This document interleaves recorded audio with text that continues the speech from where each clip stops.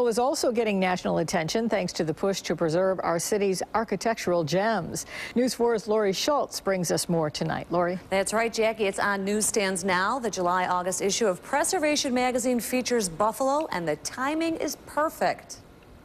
Buffalo's terracotta-covered guarantee building's been a downtown fixture for decades. It's now on the cover of Preservation, the bi-monthly journal of the National Trust for Preservation.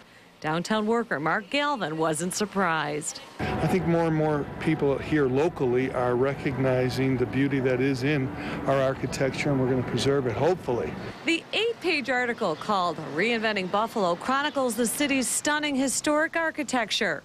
Henry McCartney, the executive director of Preservation Buffalo Niagara, called it a glowing review. Well, the cover of the magazine is the Guarantee Building, one of the great early skyscrapers of America. You've got a wonderful aerial view of City Hall and the Statler, which shows great architecture. You've got the Darwin Martin House.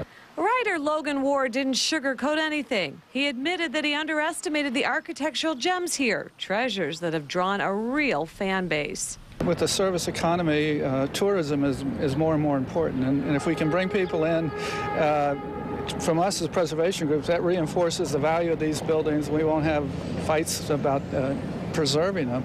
The article really is timely. Come October, preservationists from across the country are expected to converge on Buffalo for the annual National Trust for Historic Preservation Conference. McCartney is expecting the largest crowd ever, especially after the magazine's positive attention. Well, I think this magazine, it is to build sort of a brand of Buffalo, the architecture, but it's also important for our own residents. And I hope people go to the libraries or come to the visitor center and see this and what other people are saying about Buffalo.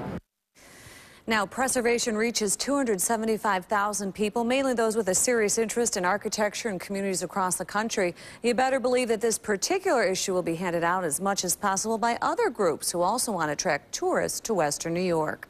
Live, Lori Schultz, News 4.